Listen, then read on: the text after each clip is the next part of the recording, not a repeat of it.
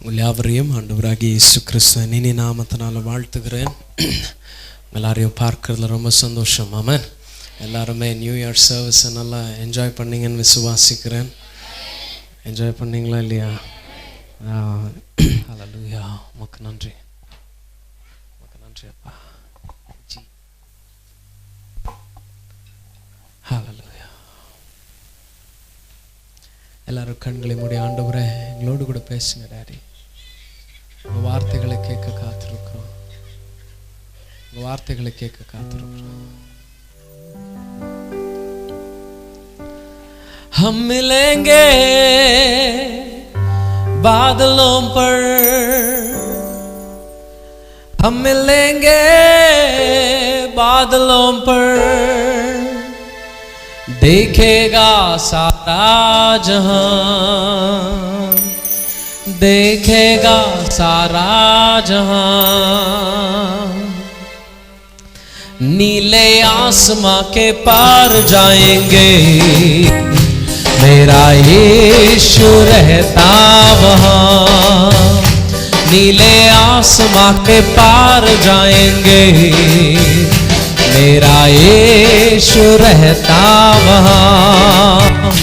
हम मिलेंगे बादलों पर, हम मिलेंगे बादलों पर, देखेगा सारा जहां,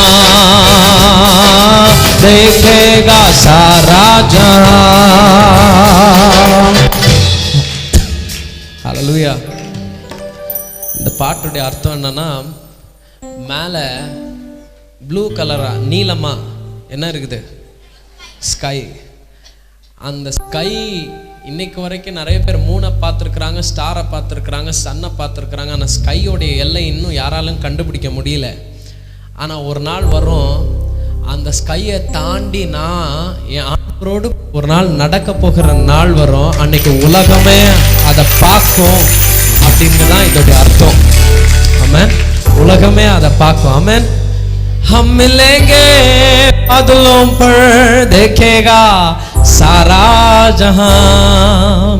இதோடைய வசனங்கள் எனக்கு ரொம்ப பிடிக்கும். எப்படி சொல்லியிருக்கேன்னா, उसका कोई भी वादा ना होता अधूरा, हर एक वादा उसका होता है पूरा.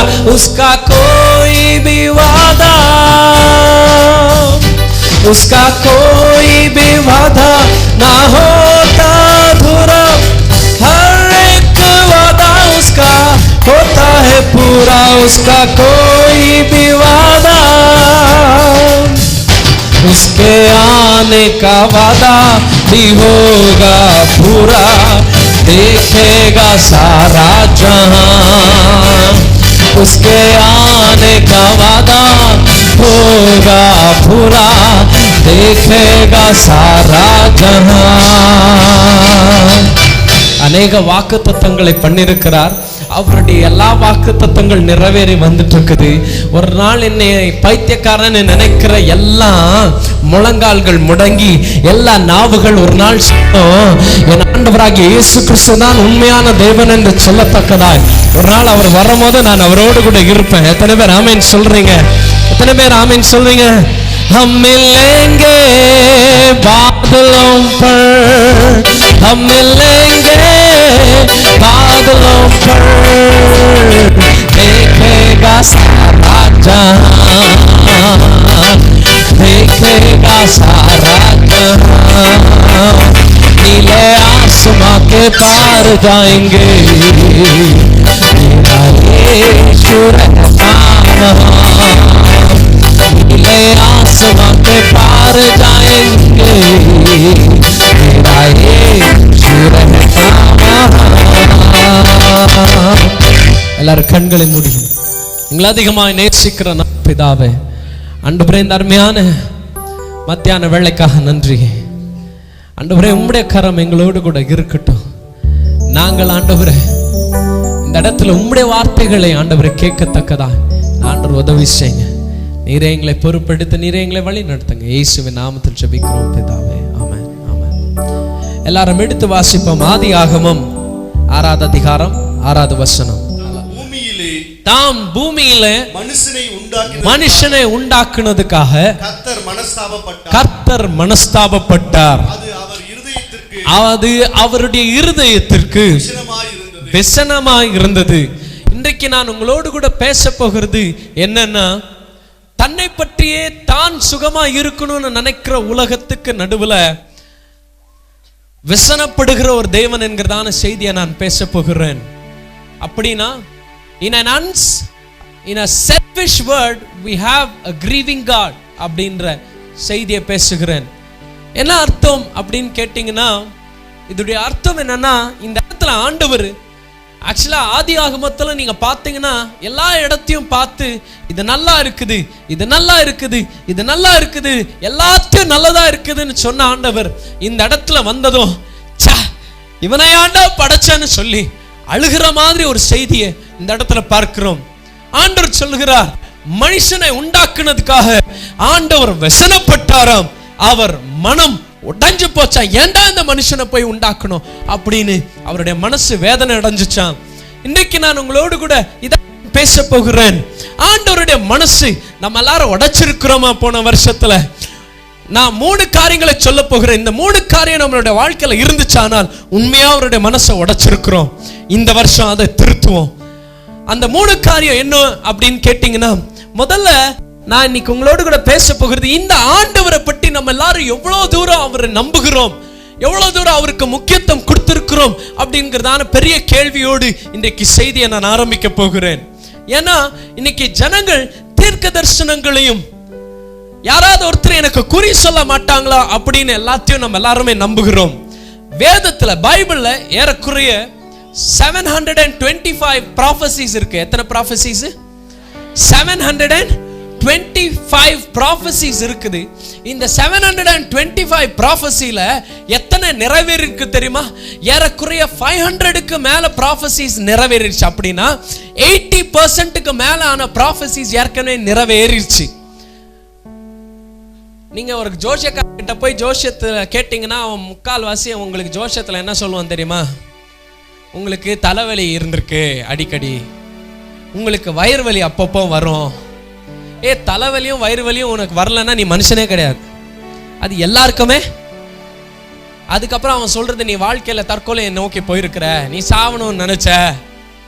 யாருங்க சாவணும்னு நினைக்காதவங்க இருக்கிறீங்களா? இங்க யாராவது அட்டெம்ப்ட் பண்ணவங்க இருக்கிறோம், ஃபேனில் தொங்குனவங்க இருக்கிறோம், சாக்லேட் மாதிரி என்னத்தையும் எடுத்து சாப்பிட்டவங்க இருக்கிறோம், ட்ரெயினுக்கு முன்னால் போய் தலை இடிச்சவங்க நிற்கிறோம். எல்லாருமே தற்கொலைக்கு போய் அட்டெம்ப்ட் பண்ணவங்க தான்.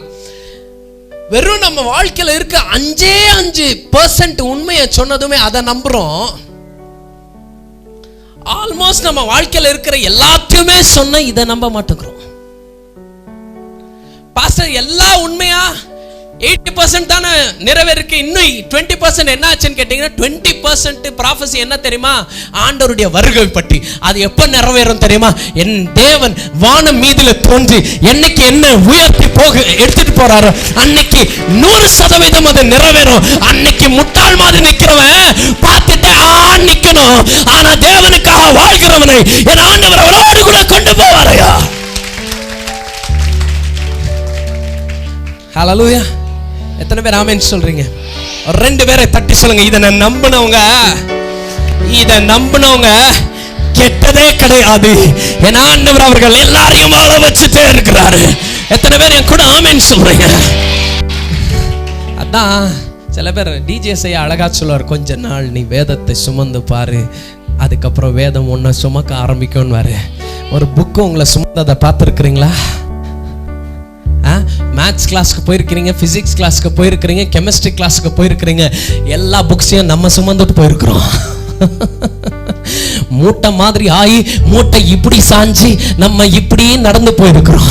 ஆனா இவ்வளோண்டு இருக்கிற இந்த புக்கு என் வாழ்க்கையை இன்னைக்கு சுமந்துட்டு இருக்கிறானால் என் தேவன் கொடுத்த வார்த்தைகள் ஒவ்வொன்றும் மாறாததாய். ஹல்லேலூயா, ஹல்லேலூயா. பக்கத்துல 2 பேரை தட்டி சொல்லுங்க, இது உண்மையானது. எத்தனை பேர் ஆமென் சொல்றீங்க? இது உண்மையானது. ஆமென். தேவன் இது மூலமா உங்களை வழிநடத்த வல்லவராக இருக்கிறார். புரிஞ்சவங்க மாத்திரம் ஒரு ஆமென் சொல்லுங்களேன். ஒரு 2 பேரை தட்டி ஆமென் சொல்லுங்களேன். ஆமென், ஆமென். இன்னைக்கு நான் பேச போகிறது இதுதான். ஆண்டவர் இவ்வளவு காரியங்களை நம்மளுக்கு கொடுத்தாலும் இன்னைக்கு உலகம் போயிட்டு இருக்கிறதான நோக்கம் எங்க? மூன்று காரியங்களை சொல்ல போகிறேன். உலகம் எப்படிப்பட்ட நிலைமையில இருக்குது? நான் இன்னைக்கு ஆசீர்வாதம், மழை இதெல்லாத்தையும் நான் பேசியிருக்க முடியும். ஆனால் ஆரம்பம் இதான். வருஷத்துல முதல் ஞாயிற்றுக்கிழமை. இன்றைக்கு நீங்க இருக்கிற முடிவு, இந்த வருஷத்துல நீங்க நல்லா வாழ போறீங்களா, இல்ல நீங்க இந்த வருஷமும் கஷ்டப்பட போறீங்களான்னு இன்னைக்கு நான் உங்களுக்கு சொல்ல போகிறேன். நல்லா வாழணுமானால் என்ன, எப்படி வாழ்றது? முதல் காரியமாய் எடுத்து வாசிங்க அப்போஸ்தலர் 5வது அதிகாரம் முதல் சில வசனங்கள். அப்போஸ்தலர் 5வது அதிகாரம், the book of Acts chapter 5 verses 1 onwards. அனனியா என்னும் பெயருள்ள ஒருவனும் அவருடைய மனைவியாகிய சப்பீராலும் தங்கள் காணியாட்சிகளை விற்றார்கள்.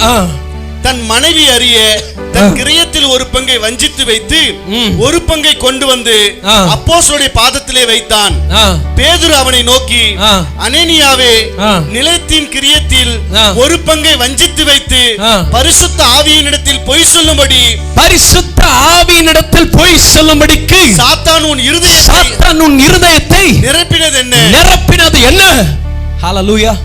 பக்கத்துல பார்த்து சொல்லுங்க, யார்கிட்ட வேணா போய் சொல்லலாம், பரிசுத்த ஆவியானவர்கிட்ட போய் சொல்லாதீங்க. எத்தனை பேர் என் கூட ஆமென் சொல்றீங்க? எத்தனை பேர் ஆமென் சொல்றீங்க? பரிசுத்த ஆவியானவர்கிட்ட இவங்க 2 பேரும் போய் சொல்லி இருக்கிறாங்க. எப்படி போய் சொல்லி இருக்கிறாங்கன்னா, இவங்க 2 பேரும் போய் ஆண்டவர்கிட்ட நன்மையை பெற்றாங்க, ஜெபத்துல உட்கார்ந்தாங்க, சந்தோஷப்பட்டதுக்கு அப்புறம் இவங்க நினைச்சாங்களா, நிலத்தெல்லாம் வித்துட்டு எல்லாத்தையும் ஊழியத்துக்கு கொடுத்துடலான்ட்டு போய் வித்தாங்க. அது வரைக்கும் நல்லது செஞ்ச இவங்க வித்ததுக்கு அப்புறம் எதிர்காலத்தை நினைச்சு பயந்துட்டு கொஞ்சத்தை எடுத்து மறைச்சு வச்சுட்டு மீதி எல்லாத்தையும் கொண்டு போய் கொடுத்தாங்க. பேதுரு சொல்றாரு, நீ விற்க போனது நல்லது, நீ குடிக்கணும்னு நினைச்சது நல்லது, ஆனா எப்படி பிசாசானவன் உன்னை வஞ்சித்துட்டான்.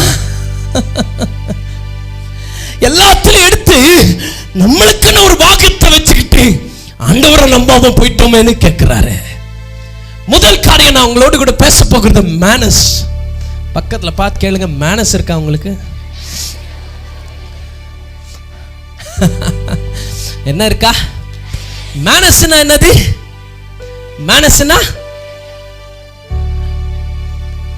சூப்பர். மேனஸ்னா உன் நடத்தை.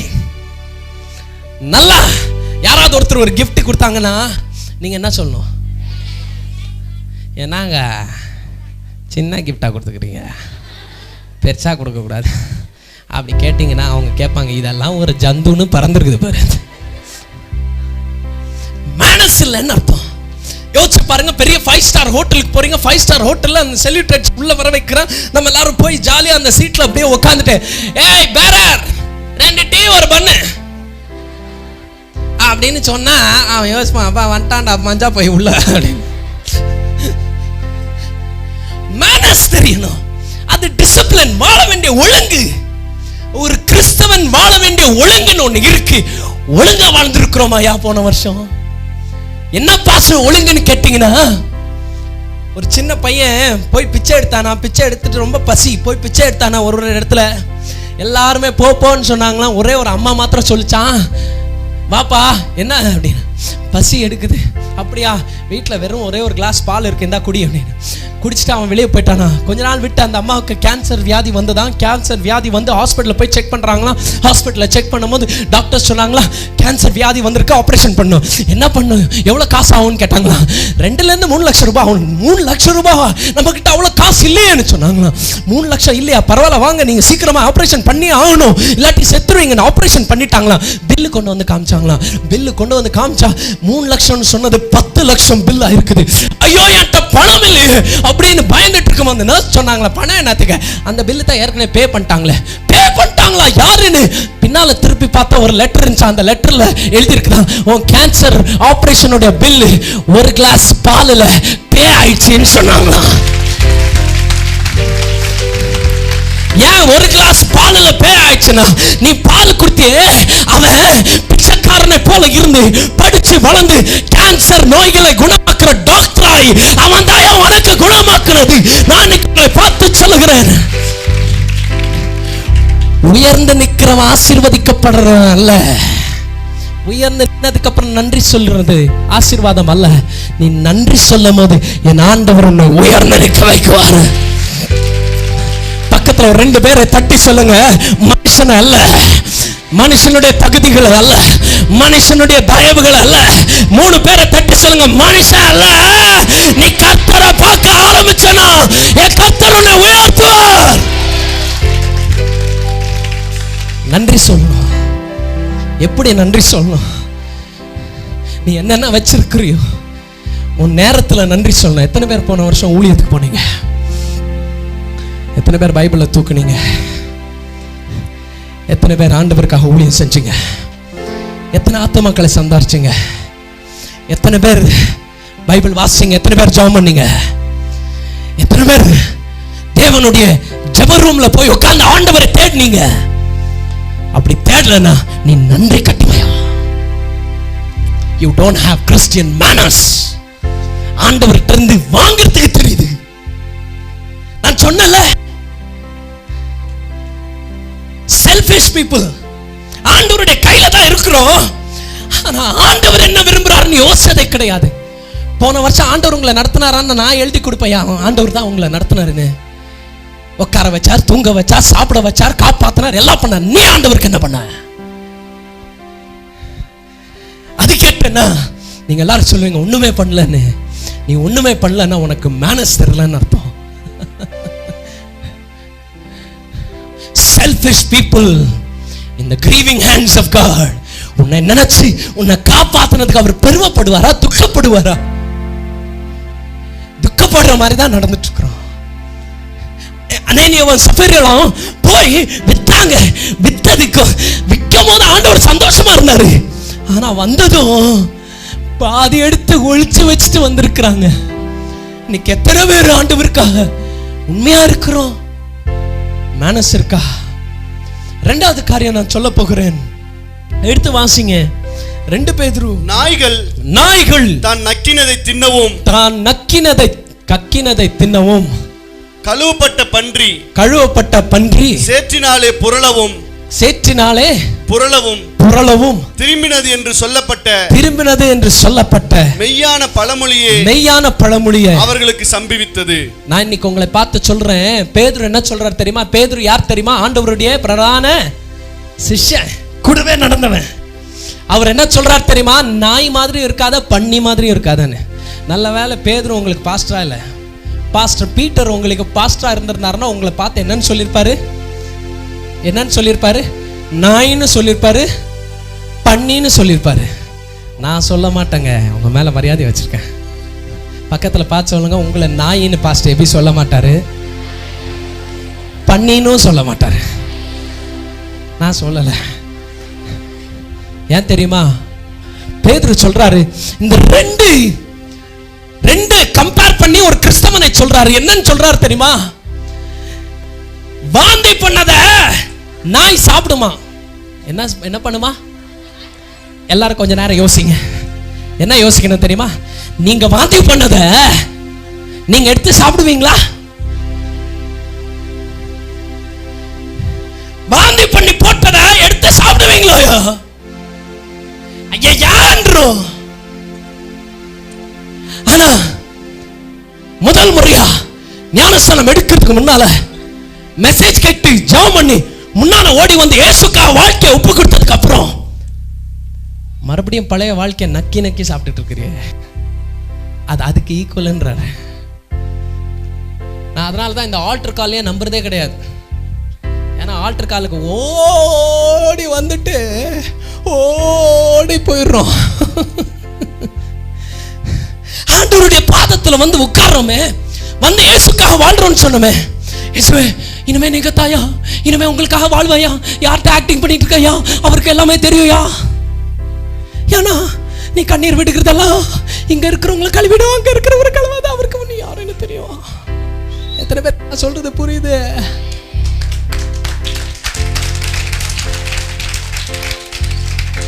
வாழ்ந்து காமியா. உன்னால கெட்ட வார்த்தை விட முடியல, உன்னால கோபத்தை விட முடியல, உன்னால இதே விட முடியல. நீ எங்க ஆண்டவருக்காக வாழ போற? இச்சைகளை விட முடியல, ஞானஸ்தானம் எடுத்த நாள்ல என்னென்ன முடிவு பண்ணோம்? இனிமே பைபிள் இவ்வளவு நேரம் வாசிப்போம், இனிமே இவ்வளவு வேதத்தை சொல்லுவோம், இவ்வளவு பேருக்கு ஊழியம் பண்ணுவோம். ஊழியம் பண்றது என்னமோ என்ற மாதிரி பண்றோம். எப்படி ஊழியம் பண்றதா? எல்லாம் இங்க பாருங்க. ஊழியம் பண்றது என்னமோ எனக்கு சொத்து எழுதி தர்ற மாதிரி பண்ணிட்டு இருக்கிறோம். ஊழியம் பண்றது கர்த்தருக்கு நீ செய்கிற நன்றி. ரெண்டாவது நான் சொல்றது மொராலிட்டி. என்னது? என்னாட்டி? மொராலிட்டி. மொராலிட்டின்னா எது நல்லது எது கெட்டதுன்னு நம்மளுக்கு தெரியணும். அங்க நீ மனுஷனுக்காக பண்றது முக்கியமா இல்ல தேவனுக்காக பண்றது முக்கியமா? ரொம்ப முக்கியம். மனுஷனுக்காக பண்றது நிறைய நான் காரியங்களை பார்க்குறேன். இப்பெல்லாம் நான் இந்த காலேஜுங்க பக்கம் தான் வருவேன். இந்த நிறைய காலேஜுங்க இங்கெல்லாம் இருக்குது இல்லை? முந்தையெல்லாம் எங்கள் காலேஜ் முடியும் போது பெண்கள் எல்லாம் எங்கள் காலேஜை விட்டு 1 மணிக்கு எங்கள் காலேஜ் முடியும் மத்தியான நேரத்தில். அவங்களுக்கு 1 மணிக்கு மேலே இன்னொரு கிளாஸ் இருந்துச்சுன்னா இந்த பொண்ணுங்க கிளாஸ்லேயே உட்காந்துருக்கோங்க, வெளியவே வராதுங்க. ஏய் வாமா போகலாம் அப்படின்னா அப்படின்னு சொல்லி அதுங்க கிளாஸ்லேயே உட்காந்துருக்கோங்க. இன்றைக்கி நான் அந்த பெண்களை பார்க்குறேன். நான் காரில் வரும்போது நான் இப்படி வந்துட்டு இருக்கிறேன், இதுங்க ரோடை இப்படி தான் கிராஸ் பண்ணிட்டு கார் வருதேன்னு ஓடணும்னு தெரியல, எரும மழாச்சு அது பாட்டில் வந்துட்டு இருக்குது. பின்னால ஒரு லாரி வர வந்துட்டு இருக்குது. இந்த பொண்ணு இப்படி நடக்குது, முடிஞ்சா பிரேக்கை போட்டுக்கடா. அது என்ன அர்த்தம் தெரியுமா? உன்னோட பெரிய லாரி நான் தான், முடிஞ்சா ஈட்சி பாரு. அவ்வளவு திமிர்ல இன்னைக்கு இருக்கிற காலேஜ் பசங்க எல்லாம் பண்றது ஒன்னே ஒண்ணுல தான் வாழ்ந்துட்டு இருக்காங்க. என்னன்னா லவ். மெயின் ஸ்விட்ச்ல கைய வச்சிட்டாரே. லவ் என்னன்னு சொல்லி தட்டா பாஸ்டர் எபி லவ் பட்டி சொல்றாருன்னு போய் சொல்லுங்க. ஃபர்ஸ்ட் ஒரு கூட்டம் எனக்கு பாய் ஃப்ரெண்ட் கிடைக்கலையேன்னு ஏங்கிட்டு இருக்கிறது. பைக்ல போறவங்கள எல்லாம் பார்த்து வயிறு எறியுது. நல்ல நல்ல பையனுங்கெல்லாம் அவனுக்கு கிடைச்சிட்டு என்னமோ ட்ரெஸ் அவனுக்கு கிடைச்ச மாதிரி, எனக்கும் ஒன்றும் மாட்ட மாட்டேங்குது அப்படின்னு அலையிறது. அது ஒரு கேஸ். இன்னொன்னு, அது எந்த கேஸ்னா அது ஏற்கனவே லவ் பண்ணிட்டு இருக்கிறது. போய் செமஸ்டர் எக்ஸாம் முடிக்கிறாங்களோ இல்லையோ ஒருத்தரை கண்டுபிடிச்சு லைஃப் பார்ட்னர்னு செட்டில் ஆகுறாங்க. இது முதல்ல 3 மாசம் எப்படி இருக்குன்னா எல்லாம் பைக்ல நீங்க பாத்தீங்கன்னா ஐயோ, எந்த பஸ் ஸ்டாப்ல, எந்த பார்க்ல, எந்த பஸ்ல, எந்த ஆட்டோல, எந்த ஐஸ்கிரீம் பார்லர்ல எங்க பார்த்தாலும் இந்த ஆளுங்க தான் உட்காந்துட்டு இருக்கோங்க. 2 பேரும் பேசிக்கிட்டே. அப்பமே யோசிக்கணும், 3 months ரொம்ப லவ். 6 months ஆனதும் என்ன நடக்கும் தெரியுமா? ஹெல்மெட் பறக்கிறத பார்க்கலாம், ஹேண்ட்பேக் கீழே பறக்கிறதை பார்க்கலாம், தலையை அடிச்சுக்கிறதை பார்க்கலாம், முடிய பிச்சுக்கிறதை பார்க்கலாம். இதுக்கு பேர் லவ்.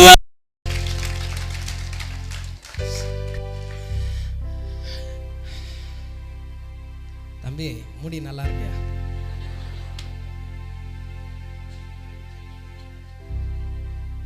மூணாவது லவ் என்ன தெரியுமா? ரோட்ல அது last stage, பைத்தியமான stage. Yapa I love you யாராச்சும் சொன்னா, ஏமா நீ நல்லா இரு அத்தா, நான் ஏற்கனவே ஒரு ரவுண்டு முடிச்சுட்டு வந்தவன், என்ன ஆள விடுங்க சாமி.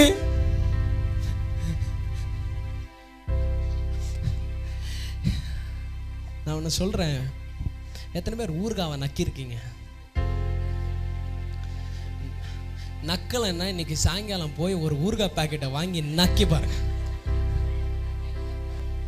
சும்மா வாயில போட்டாலே எப்படி இருக்கும்? ஐயோ, வேற எது கூடயும் சேர்த்து நக்கிடாதீங்க, வெறும் ஊறுகாய் மாத்திரம். அப்புறம் எபி பாஸ்டர் சொன்னாருன்னு உங்க பாட்டுல எபி பாஸ்டர் சொன்னார்.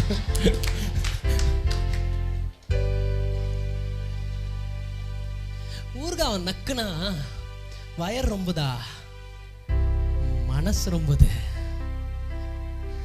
எவ்வளோ சில சாப்பாடுங்க சாப்பிட்றோம், வயர் ரொம்புது, மனசு ரொம்புறது இல்லை. இந்த வயர் ரொம்புற காரியம் தான் உலகம் கொடுக்குற அன்பு, மனசு ரொம்புற காரியம் கர்த்தர் கொடுக்குற அன்பு.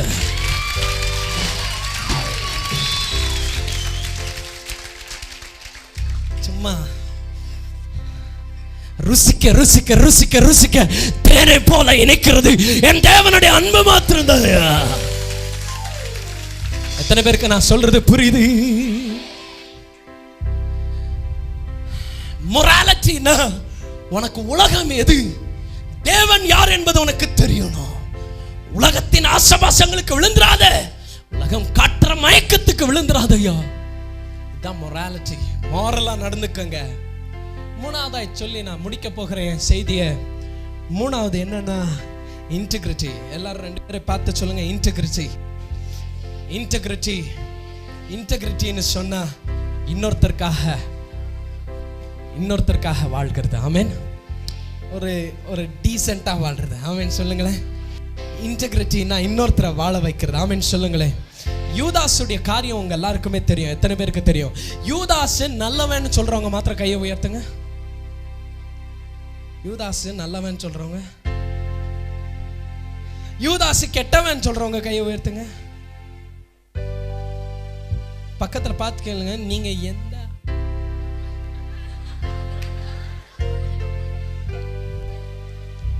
மறுபடியும் கேட்கிறேன், இப்ப கையை உயர்த்தலன்னா கண்டிப்பா கேட்பேன் நானு. நல்லவன் சொல்றவங்க கையை உயர்த்துங்க. கெட்டவன் சொல்றவங்க பக்கத்துல பார்த்து கேளுங்க, என்ன ஆஃப் பாயில் நீ?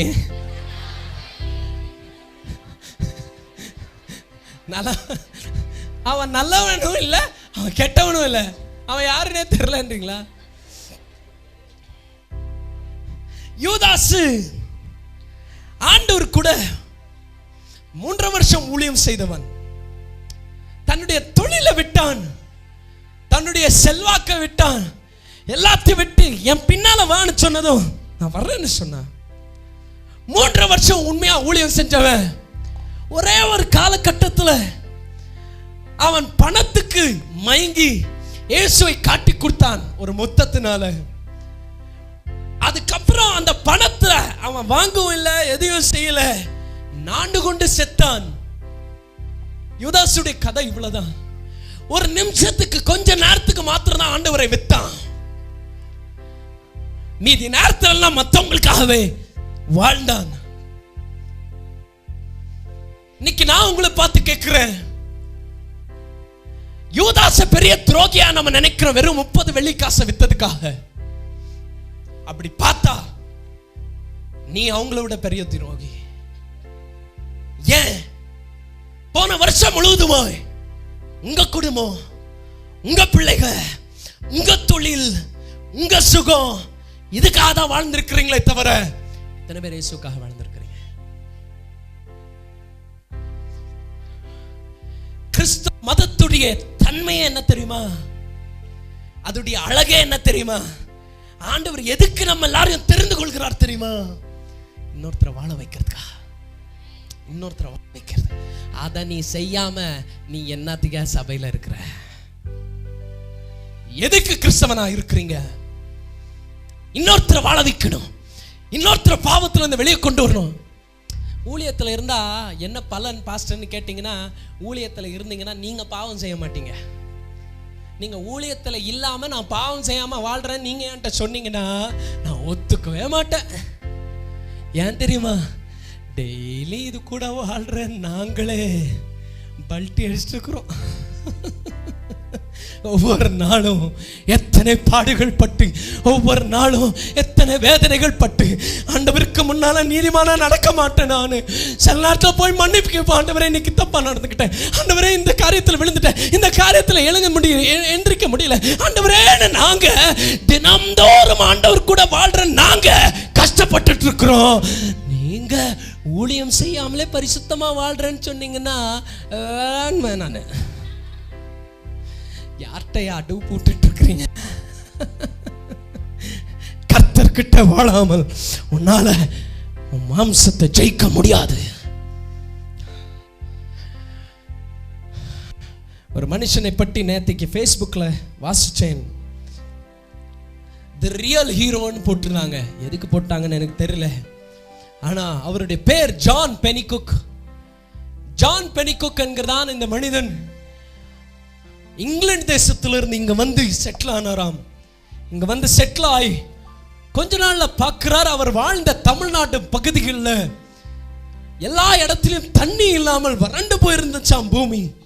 தண்ணி இல்லாமல் வறண்டு போனதை பார்த்து ஜான் பெனிகுக் இங்கிலாந்து தேசத்துக்கு கடிதம் எழுதி, எனக்கு பணம் வேணும், ஏன்னா அரபிக்கடலுக்கு சும்மா போகிற தண்ணிகளை இந்த ஜனங்களுக்கு நான் ஆசீர்வாதமாய் கொடுக்கணும்னு ஆசைப்படுகிறேன் போது அங்க இங்கிலாந்து தேசத்திலிருந்து பணம் அனுப்பினார்களாம்.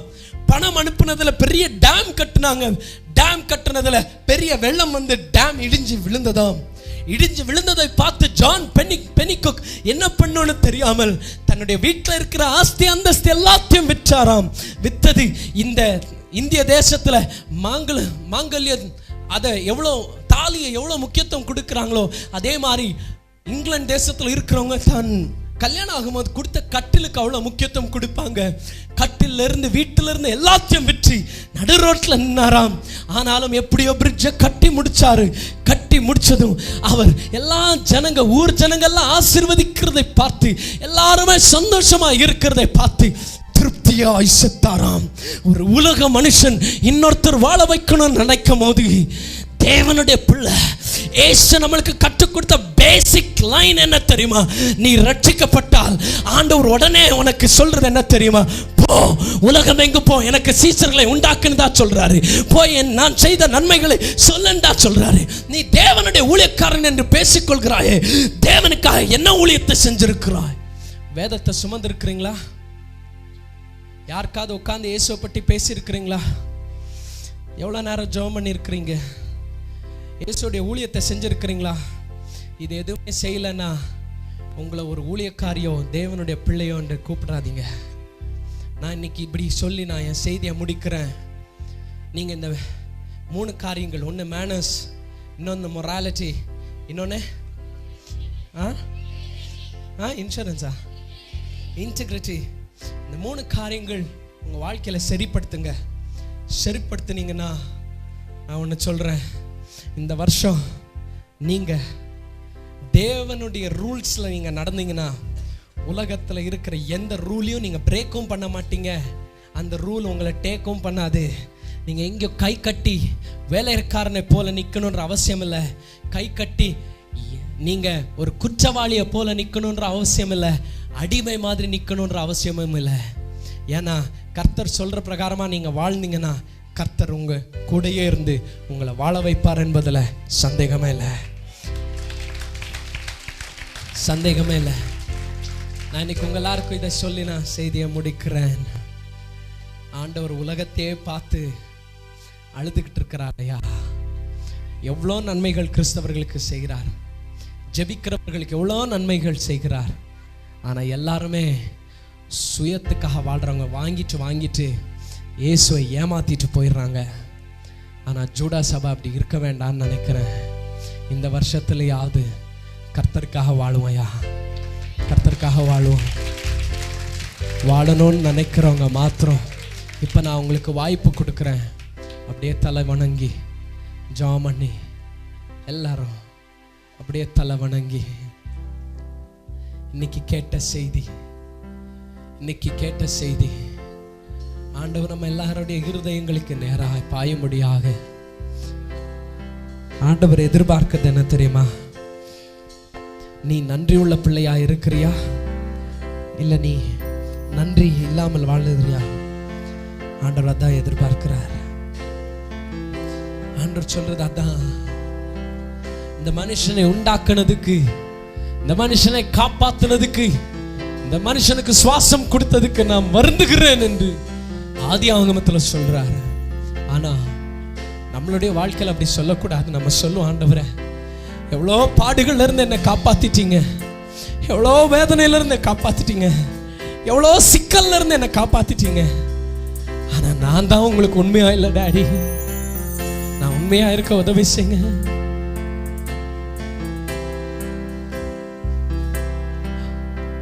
உண்மையா இருக்க உதவி செய்யுங்கப்பா.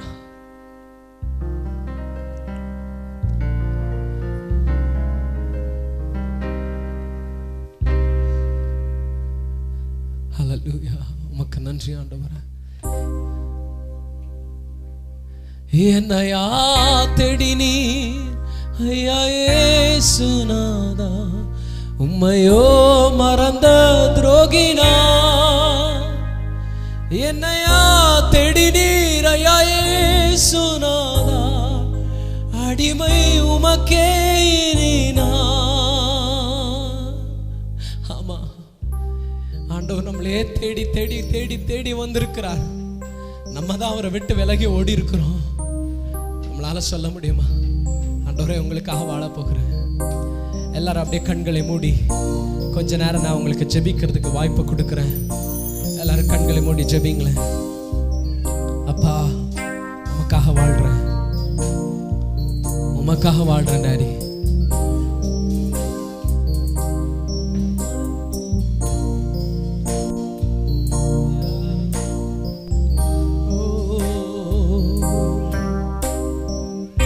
உம்மை போல் யாரும் இல்லை, யாரும் இல்லை.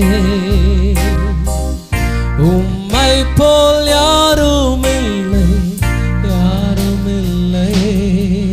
நீர் ஒருவரே பரிசுத்த தெய்வம்,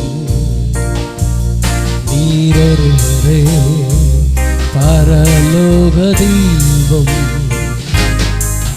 நீரொருவரே பரிசுத்த தெய்வம்,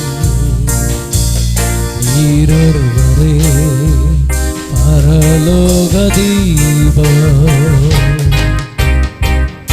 உம்மை போல் யாரும் இல்லை, யாரும் இல்லை. உம்மை போல் யாரும் இல்லை, யாரும் இல்லை.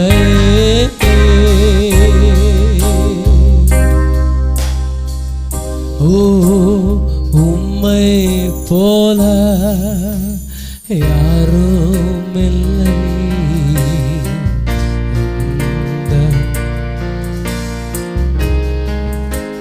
சொல்லுமா, உம்மை போல யாரும் இல்லை. இந்த உலகத்து இசையா யாரும் இல்லையே. எல்லாரும் யாரும் இல்லையே, யாரும் இல்லையே, யாரும் இல்லையே. உள்ளம் நிறைந்தவராய் உம்மை ஆராதிக்கின்றேன். இருள நாட்களெல்லாம் உள்ளம் நிறைந்தவராய் உம்மை ஆராதிக்கின்றேன். இருள நாட்களெல்லாம் ஆராதனை என் இயேசுவே, ஆராதனை.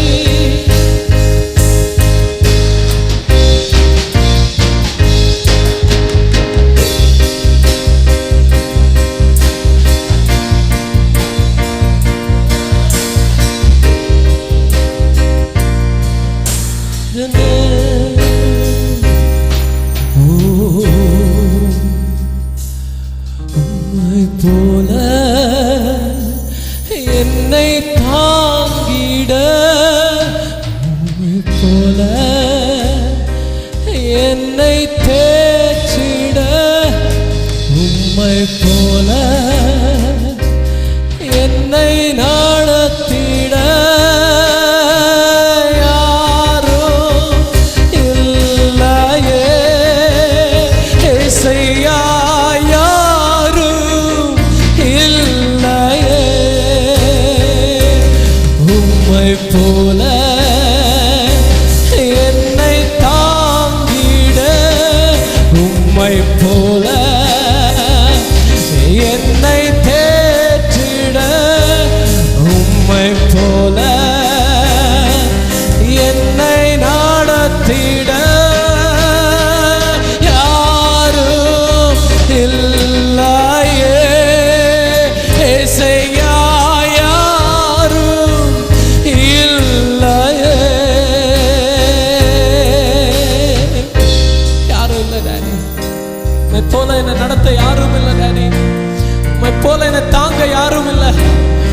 போல என் மேல அன்பு காட்ட யாரும் இல்லை. உம்மை போல என் கூட நடக்க யாரும் இல்லை. என் கண்ணீரை துடைக்க யாரும் இல்லை. என் தேவைகளை சந்திக்க யாரும் இல்லைப்பா. ஆமாண்டவர், உங்களை போல யாருமே இல்லை. நன்றி ஆண்டவர்.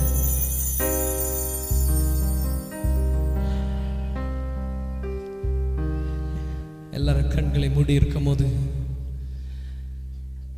இந்த வருஷத்துல முதல் ஞாயிற்றுக்கிழமையில போகும்போது